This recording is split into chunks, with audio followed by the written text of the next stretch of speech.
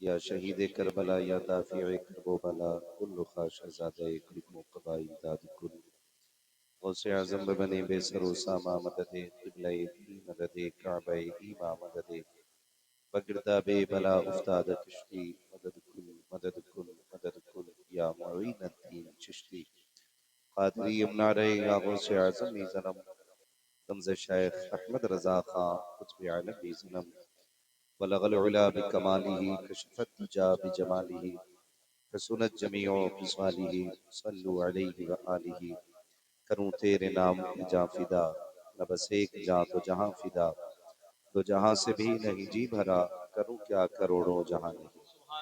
जिसको अपने नबी से जितनी मोहब्बत का एहसास हो कोशिश करें सारे लोग उतनी ही आवाज के साथ रसूल और आले रसूल की बारगाह में दुरूद व सलाम की डालियां निछावर करने अपने बावाज़े बुलंद अल्लाहुम्मा सल्ली अला सय्यिदिना व शफीइना व नबीना व मौलाना मुहम्मदिन मअदिनिल जूदि वल करम व आलिहि व अस्हाबिहि व बारिक व सल्लिम सलातun व सलामन अलैका या रसूल अल्लाह सल्लल्लाहु तआला अलैहि वसल्लम। मुअज़्ज़ज़ हाज़रीन इकराम, हमारे और आपके लिए ये मुश्तरका खुशनसीबी है कि आज की इस महफिल में हमने एक नहीं बल्कि ये के बाद दीगरे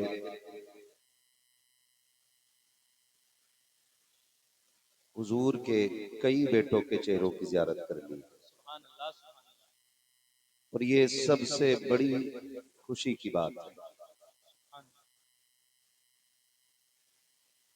मिंबर रसूल पर आप मेरे महफिल की हैसियत से, मेरे मजलिस की हैसियत से, शम्मे महफिल की हैसियत से जलवागर होने वाली ज़ात हुजूर हुसैन मियां साहिब क़िबला दामद की ज़ात। हज़रत का अखलाक किरदार कैसा है ये तो गालिबन किसी को बताने की ज़रूरत ही नहीं होगी। और अभी जो रईस उल अत्क़िया सरकार उवैस मुस्तफ़ा वास्ती दामद ने फरमाया कि हमारे ख़ानदान के अंदर ये तीनों सिफतें मजबूती के साथ पाई जाती हैं। नंबर एक कनाअत शियार भी हैं, नंबर दो परहेजगार भी हैं, नंबर तीन तहज्जुद गुजार भी हैं। इतने अच्छे लोग हैं, इतने अच्छे लोग हैं कि इन्हें देखो तो बस देखते रह जाओ, है ना। बड़े अच्छे लोग बैठे हुए हैं। बहुत ज्यादा वक्त नहीं लूंगा, यकीन करें कि आपसे ज्यादा शायद मैं थका हुआ हूं। मैं ईद के दिन से ही निकल गया था और अभी तक सफर में हूं। मुझे एक बार अब्दुल मुबीन भाई का चेहरा दिखाओ, कौन से ये है माशाल्लाह।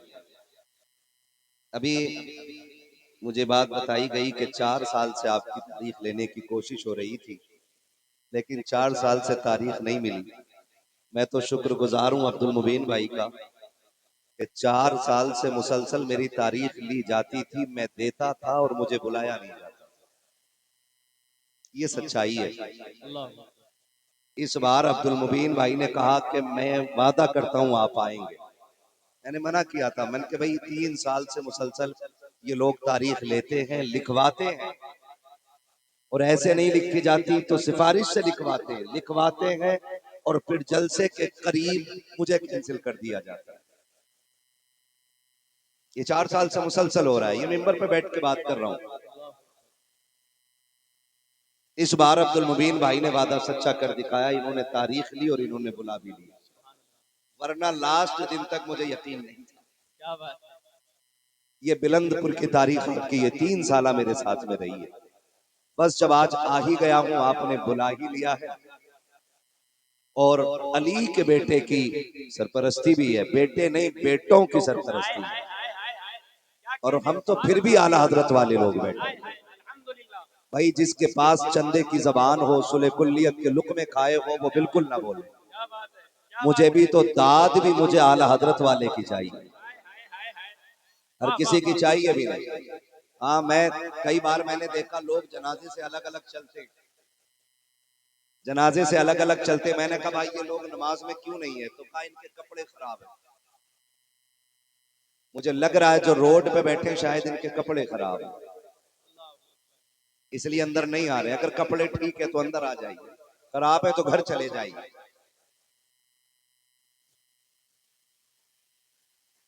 नहीं सब आएंगे इंशाल्लाह। वो पता नहीं कुछ खाने पीने में भी लगे रहते हैं ना, कई जगह पे बाद में झाड़ू लगती है ना, तो पल्लों के हिसाब से मूंगफली के छिलके किलो खाते हैं। आ जाओ अल्लाह के बंदो, आ जाओ।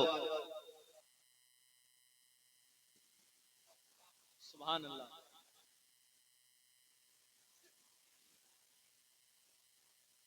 माशाल्लाह कपड़े लगभग सभी के ठीक थे, कुछ के खराब हैं।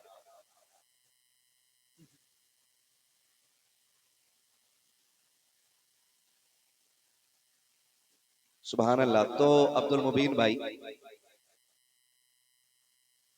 हम आपके शुक्रगुजार हैं कि आपने दावत भी दी और बुला भी लिया।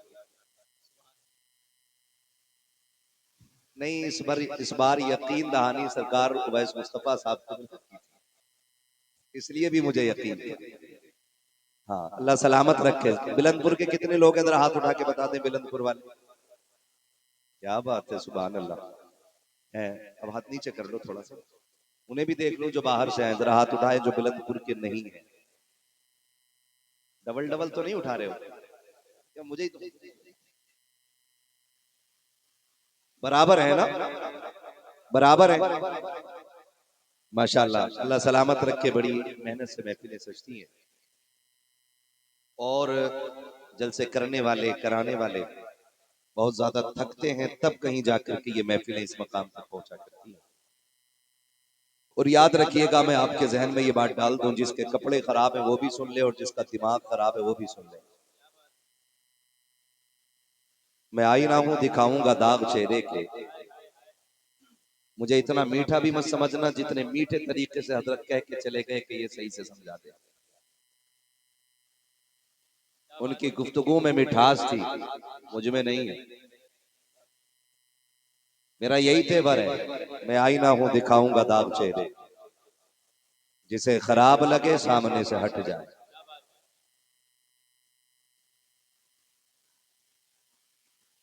याद रखिएगा, मैं फिर दोहराऊं कि जिनके कपड़े खराब हैं वो भी सुन लें, और जिनके दिमाग खराब है वो भी सुन लें, और जिनके हालात खराब हैं वो भी सुन लें। दीन तुम्हारे बाप का नहीं, दीन रसूले पाक का है। ये याद रखिएगा, दीन तुम्हारे बाप का नहीं, दीन बोलो खाना नहीं खाया तुमने तो जितना खा के आए उतनी आवाज निकालो। दीन बिना माइक के भी मेरी आवाज आपसे तेज निकल रही है ना। दीन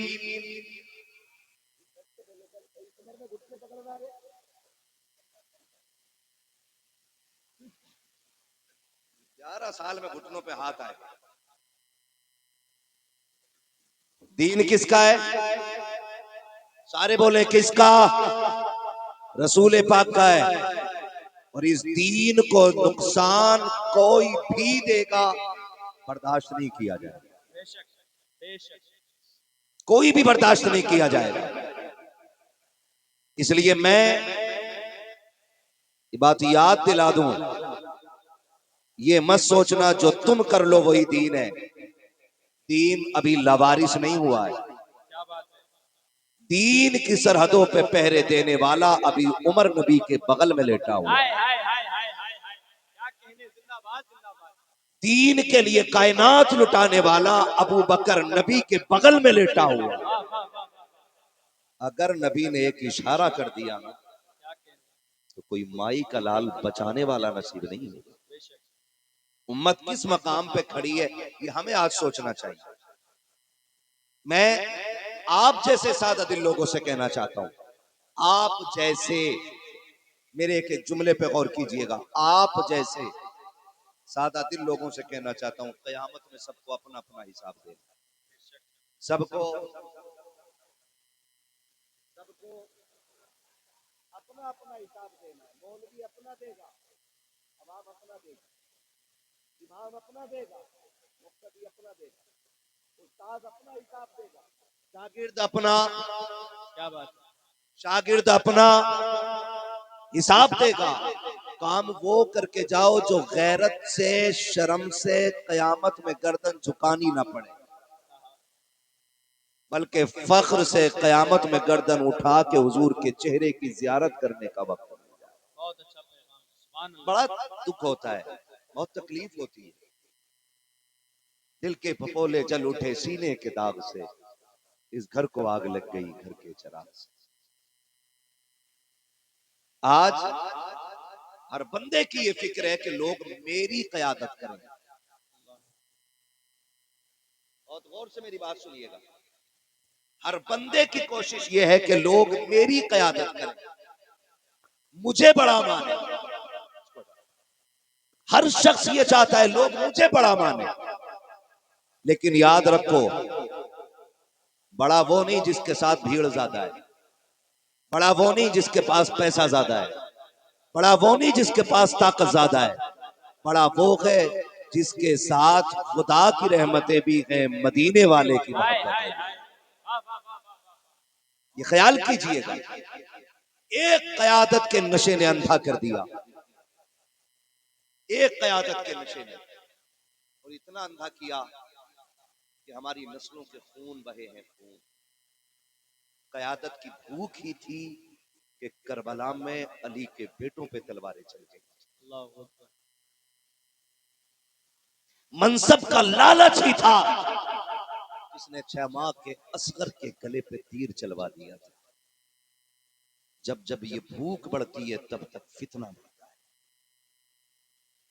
ये बड़े लोग, इनके कदमों की खाक मेरे सर का ताज। अगर रब को मुंह दिखाना चाहते हो ना तो अपने वजूद को मिटा के जीना सीख जाओ, अपने वजूद को मिटा के जीना सीख जाओ। इन लोगों से बड़ा कौन हो? इनकी रगों में खातूने जन्नत का दूध लहू बन के दौड़ रहा। अभी जो सैयद बात करके आपसे गया है, अल्लाह ने उसको वो शरफ बख्शा है, नजर मुस्कुरा के डाल दे तो बिगड़े वक्त सवार देता है। ये तो मैं नहीं जानता आप किस नजर से देखते, मगर बुलंदपुर वालों एक शिकायत रहेगी मुझे आपसे मरते दम तक कि एक सैयदजादे ने इत्तेहाद की आवाज मिंबर से लगाई थी और तुम बिस्तर छोड़ के नहीं आए थे। और कितना बड़ा तुम्हें पीर चाहिए समझाने के? अल्लाह अल्लाह। और तुम्हें कितना बड़ा नेक बंदा चाहिए समझाने के लिए? वो तुम्हें समझा के गया है जिस पे रब ने इतना करम किया कि 6 माह की उम्र में पैर चलने लग गया था। वो तुम्हें समझा के गया है कि जिसकी पूरी जिंदगी गरीबों को निभाने की रहती है। वो तुम्हें समझा के गया है कि जो हमेशा इस कोशिश में रहता है किसी गरीब का काम अधूरा न रह जाए। वो तुम्हें समझा के गया है जिसने अपने उम्र से ज्यादा गरीबों की छत के बनने को गवारा किया है।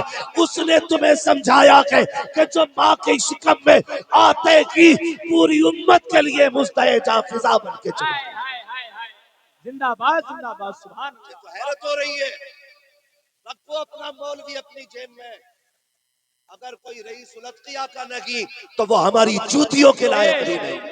हक है, जिंदाबाद जिंदाबाद सुभान अल्लाह। ना मानो, सरकार उवैस मियां ने कहा था कि ये सारी चीजें खत्म करके एक छत के नीचे आ जाए।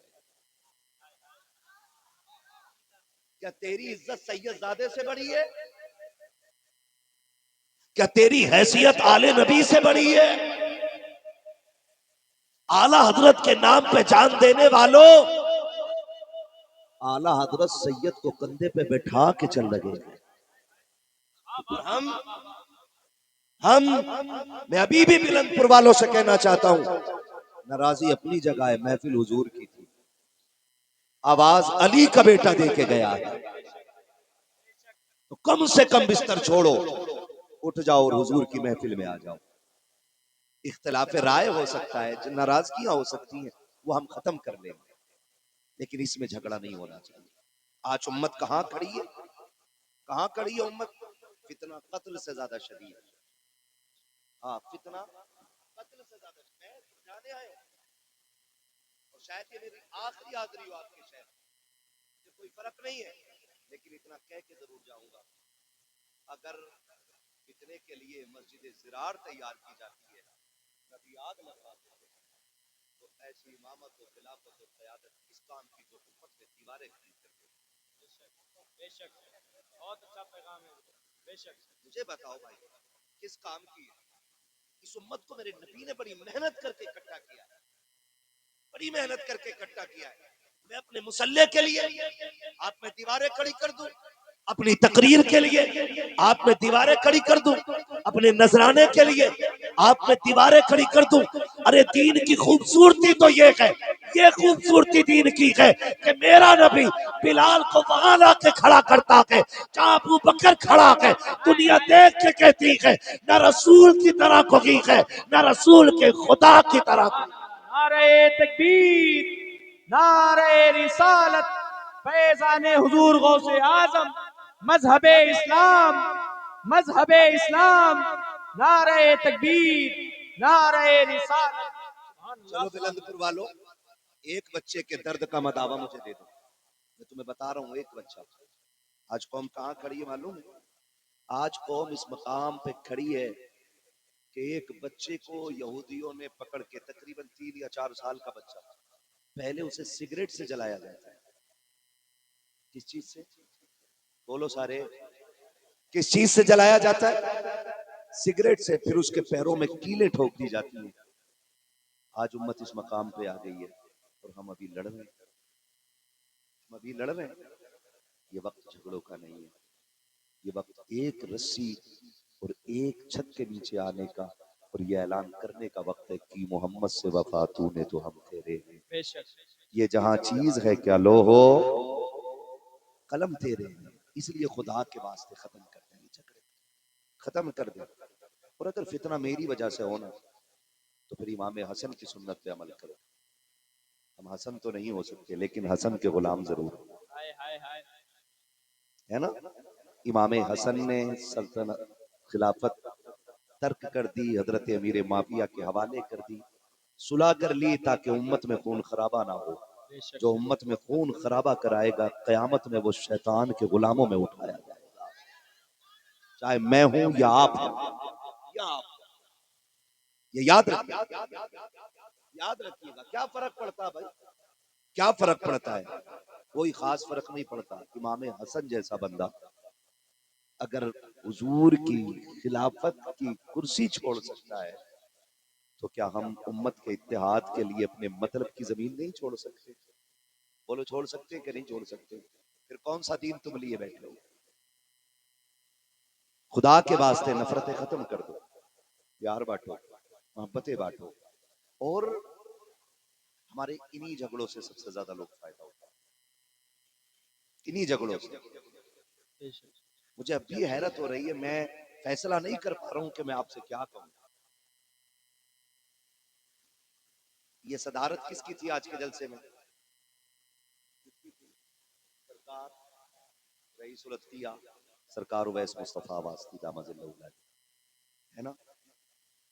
उनके होते हुए और हम अलग हो गए, तो फिर छोड़ देना अली की आल से मोहब्बत का दावा झूठे होते, साफ बात है, झूठे होते। ताजीम सिर्फ अपने सैयद की नहीं की जाती, ताजीम हर सैयद की जाती है। बेशक, बेशक, ताजीम हर सैयद की जाती थी। आला हज़रत मुरीद मारैरा में हुए थे। कहाँ हुए थे? मारैरा शरीफ में मुरीद हुए थे। लेकिन जब पालकी में बैठ के चले, खुशबू आई, रखवाई, ये नहीं पूछा था मारैरा का सैयद कौन। हाय हाय हाय हाय, क्या बात है। ये नहीं पूछा था बिलकिराम का सैयद कौन है, ये नहीं कहा था कचौचा शरीफ का कौन है। एक बात कही थी, तुम में अली का बेटा कौन, अली का बेटा कौन है। सैयदजादे ने गर्दन झुका दी, कुछ न कहा। आपने फरमाया उसे उसके नाना का वास्ता है, सामने आ जाओ, बता दो कौन हो। तो एक सैयदजादे ने आगे बढ़ के कहा था, हुजूर गुलामों से काम लिया जाता है, जात नहीं पूछी जाती है। लहजा बता गया था, अली का बेटा बोला, ये लहजे ने बता दिया था। अली का बेटा बोला है, हुजूर मजदूरों से काम लिया जाता है, जात नहीं पूछी जाती है। आला हजरत सरकार आगे बढ़े, का सैयदजादे तूने मुझ पे जो किया है करम, इतनी मेहरबानी कर दे कि इस पालकी में बैठ जा ताकि मैं तुझे कंधे पे लेके चलूं। उसने कहा था, कहा आप, कहा मैं, कहा आपके कंधे, कहा मेरे कदम। तब मेरे इमाम ने कहा था, मुझे डर इस बात का है अगर कयामत में हुजूर ने इतना कह दिया, अहमद रजा सवारी के लिए मेरे बेटे के कंधे मिले थे, अहमद रजा तेरी फकाहत, तेरी शराफत, तेरी सदाकत, तेरा इश्क, तेरा दबदबा, तेरा रूप, तेरा इल्म, तेरा कमाल सब रखा रह जाएगा, इसलिए कि जन्नत उसे मिलेगी जिसे मुस्तफा। नारे तकबीर, नारे रिसालत, इश्क मोहब्बत, इश्क मोहब्बत, फैजाने हुजूर आला हजरत, तालीमाते हुजूर आला हजरत, वास्ती दूल्हा, फैजाने मशाइखे बिलकिराम, नारे तकबीर, नारे रिसालत। आज हमें इस मसले पे गौर करना है कि बेटियों के निकाह कैसे किए जाएंगे। आज इस मसले पे हमें गौर करना चाहिए। आज इस बात पे हमें मंथन करना चाहिए था कि हमारी बेटियां सिग्नल पे भी क्यों मांग रही हैं। आज जरूरत इस बात की थी कि हम इस बात पे अपने दिमाग लगाते कि हमारे बच्चे एजुकेशन में पीछे क्यों हैं। लेकिन अंधभक्त उधर ही नहीं, इधर भी बहुत होते। हाँ, लकीर के फकीर न बनिए, हुजूर के दीन के पैरोकार बनिए। किसके? हुजूर के दीन के पैरोकार। हजरत उस्मान गनी का जब मुहासरा किया गया, 40 दिन मुहासरा हुआ, तो आपको क्या लगता है, जो जुन्नूरैन हो, नबी का दोहरा दमाद हो, जिसको नबी ने ये कहा हो, उस्मान जो चाहे अमल कर, तुझे जन्नत ही में जाना। इतनी बड़ी सनद किसके पास? क्या बात है। नबी के एक सवाल पे 950 ऊंट, 950 ऊंट लाइन में माल के लाद के खड़े कर दिए, हुजूर सारे ही आपके। वो उस्मान जिसको नबी ने 2-3 मरतबा जन्नत की बशारत, वो उस्मान 40 दिन का मुहासरा है, पानी बंद, खाना बंद, रास्ता खुला है लेकिन पानी अंदर नहीं जा सकता है। आपको क्या लगता है अकेले थे वो? नहीं, अकेले नहीं थे। गुलामों ने कहा, हुजूर हुक्म करें, तलवारें निकलेंगी और जितने बलवाई है ना, इनको काट के रख देंगे। हजरत उस्मान गनी ने कहा, अगर मैंने ऐसा ना किया तो? कहा, हुजूर आप पे पानी बंद है, आप प्यासे मर जाएंगे। आपने फरमाया था, अगर एक उस्मान जाता है तो क्या होगा? अगर मैंने इशारा कर दिया, तलवारें चलेंगी, खून बहेगा, तारीख में लिखा जाएगा उस्मान की वजह से नबी के शहर में तलवार चली थी। कहा, सुनो, ऐसी तलवार चलने से उस्मान की शहादत बेहतर है। आप अंदाजा लगाइए खुदा के वास्ते।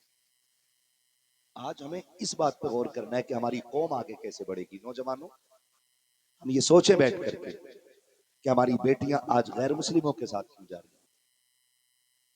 हमें इन बातों पे गौर करना चाहिए।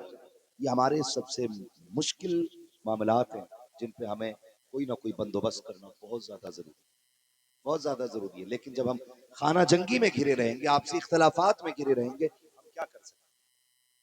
क्या कर सकते हैं?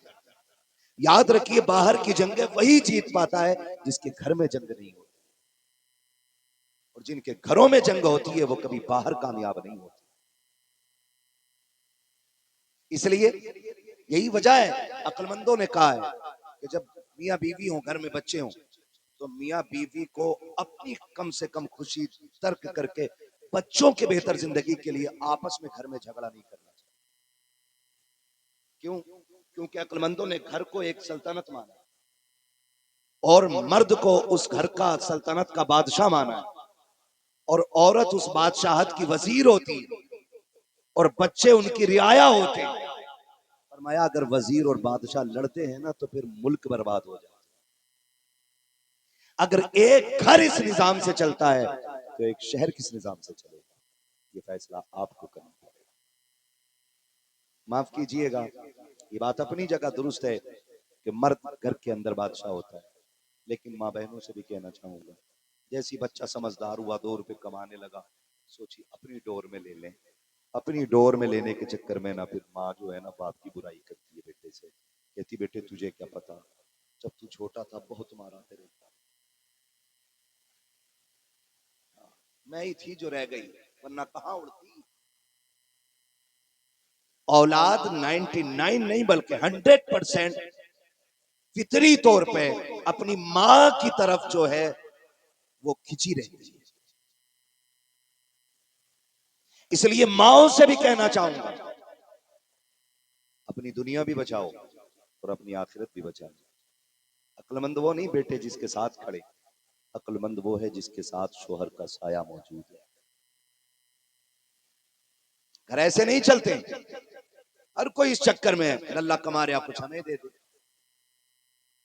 तो इस तरह से एक दूसरे की मुखालफतें घर को तबाह कर देती। ना औलाद माँ की रह पाती है और ना बाप की रह पाती है। अगर नस्ल को अच्छी तरबियत देना चाहते ना तो अपने बच्चों को एक दूसरे का अदब सिखाया। अदब, घर में लड़े नहीं, गाली ना बोलें, एक दूसरे के खिलाफ बच्चों को खड़ा ना करें, वरना आपके बच्चे बदतमीज पैदा होंगे। और जब आपके बच्चे खड़े होकर पेशाब करेंगे तो उनके बच्चे छत पे चढ़ के पेशाब करेंगे। फिर मौलवी और पीर का कसूर ना बताइए, गलती हमारी होती है उसमें। तरबियत कैसे होती है? इमाम हसन रज़ी अल्लाह ताला कहते हैं जितनी दिन मेरी जिंदगी के माँ के साथ गुजरे मैंने कभी अपनी माँ के साथ खाना नहीं खाया। कौन कहते हैं?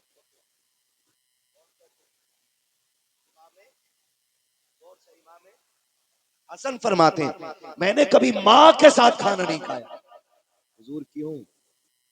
हम तो ये चाहते हैं माँ के साथ खाने मिल जाए, बैठने मिल जाए, आपने क्यों नहीं खाया?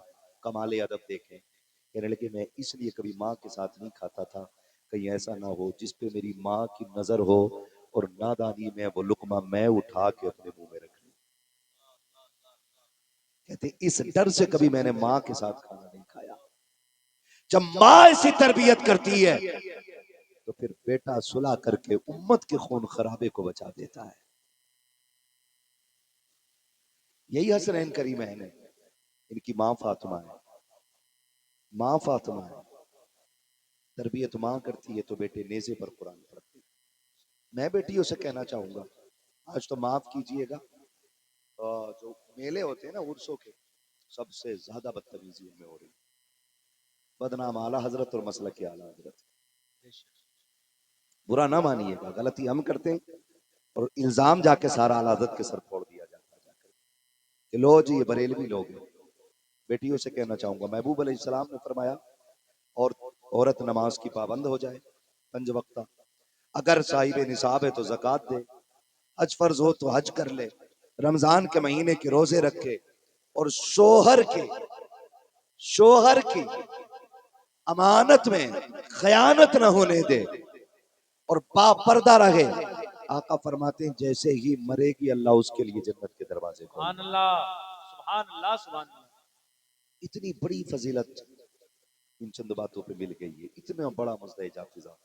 बेटियों से बस इतना कहना चाहूंगा, घरों को घर बना के रखें, शोहर की खिदमत करें। शोहरों से भी मेहरबानी बस इतनी सी है, आप बेटियों को पर्दे के लिए खुद पाबंद करें। हमसे कह रहे मौलवी साहब जरा पर्दे पे तकरीर कर दियो, तो मौलवी तकरीरी तो कर जाएगा, तेरे घर रखाने तो नहीं बैठेगा ना।